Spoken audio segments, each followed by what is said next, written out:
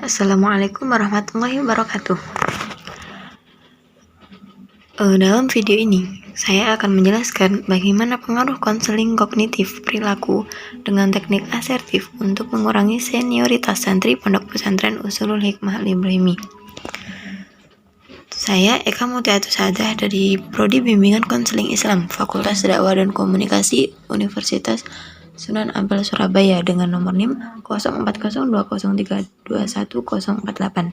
Membuat video ini guna memenuhi tugas mata kuliah metode penelitian kuantitatif. Kemudian, berdasarkan wawancara observasi dengan pengurus Pondok Pesantren Al-Ibrahimi menyatakan bahwa 70% santri lama terlibat perlakuan senioritas terhadap santri yang memiliki tingkatan di bawahnya. Hal yang paling tampak adalah memerintah santri baru untuk membelikan keperluan pribadi santri lama dan pembagian penggunaan fasilitas pondok yang tidak merata hingga kekerasan secara verbal. Senioritas berasal dari kata senior yang memiliki arti sebuah tingkatan, perbandingan dari suatu terhadap sesuatu yang lain yang setaraf. Senioritas secara harfiah menurut Kamus Besar Bahasa Indonesia diartikan sebagai keadaan yang lebih tinggi dalam hal pangkat, usia, dan pengalaman. Senioritas menurut Wahyudi diartikan sebagai lamanya masa kerja seseorang yang diakui organisasi, baik pada jabatan yang bersangkutan maupun dalam organisasi secara keseluruhan. Maka dapat diartikan bahwa senioritas adalah kedudukan yang lebih tinggi dalam hal usia maupun pangkat yang diakui. Weber mendefinisikan kekuatan sebagai kemungkinan seseorang melakukan keinginan dalam hubungan sosial yang ada, termasuk dengan kekuasaan, terlepas dari norma dan nilai yang mendasarinya. Hubungan otoritas akan terbentuk apabila pihak yang dikuasai menyetujui pihak yang menguasainya. Misalnya, mau menjalankan aturan yang sudah dibuat oleh senior yang mengatur atau mendisiplinkan adik kelasnya atau juniornya.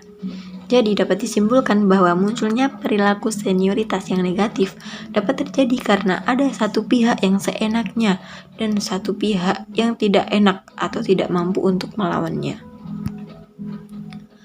Andini dalam penelitiannya mengatakan tidak sedikit perilaku kekerasan yaitu siswa senior terhadap siswa junior saat ini kemungkinan besar menjadi korban pelaku kekerasan sebelumnya.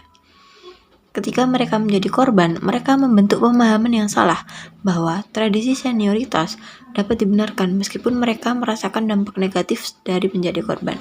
Hal ini tercermin ketika mereka naik kelas dan sudah senior, mereka akan membalas dendam pada juniornya. Maka sudah semestinya guru BK yang ada di sekolah bisa lebih memperhatikan interaksi antar murid.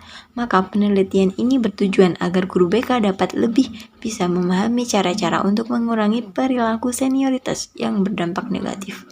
Dari sinilah tugas konselor untuk bekerja sama dalam menerapkan konseling asertif di pondok pesantren. Cassandra menekankan bahwa konseling kognitif perilaku dengan teknik latihan asertif cukup bisa diandalkan dalam mengatasi masalah psikologi seseorang, termasuk di dalamnya masalah traumatis dari korban tindakan kekerasan.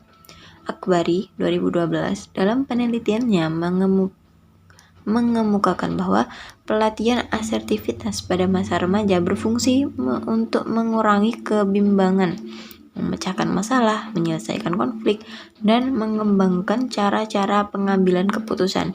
Dengan pelatihan asertivitas akan membantu siswa korban bullying untuk berperilaku asertif.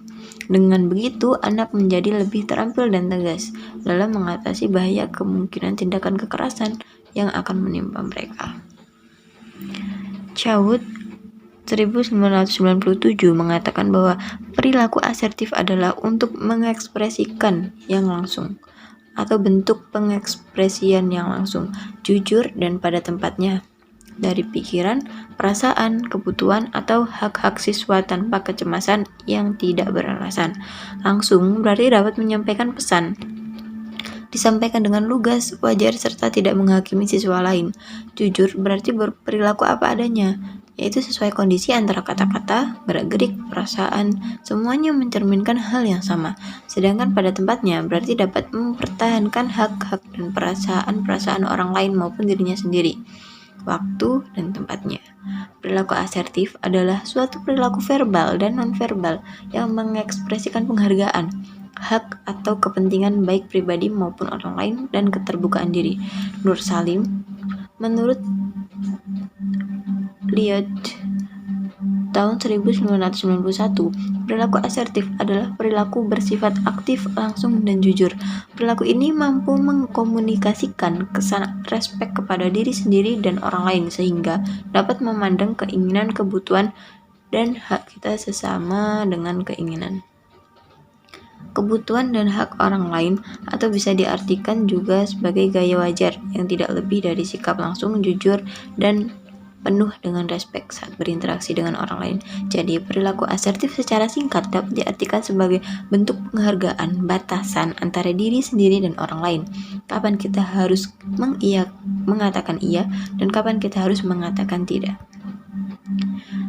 Cecilia dan Hani menuliskan di dalam penelitiannya mengenai sesi teknik asertif yang terdiri dari 6 langkah pelatihan asertif, yaitu mengidentifikasi pola komunikasi, menjadi pendengar aktif, menyelesaikan perbedaan pendapat, menyampaikan harapan, mengidentifikasi tugas dan wewenang perawat, serta melatih teknik asertif dalam diri. Menurut Red, Porterfield, dan Anderson, prosedur assertive training dapat meliputi 3 bagian utama, yaitu pembahasan materi atau didactic discussion, latihan atau bermain peran, atau biasa disebut dengan role playing dalam behaviorism. Yang ketiga yaitu praktik nyata. Sementara Block menyatakan bahwa assertive training dapat menggunakan teknik dari conditioning operant maupun conditioning klasikal di samping pengajaran kognitif dan dikombinasikan dengan program perlakuan lain seperti systematic desensitization, modeling, role playing, behavior rehearsal, baik secara individu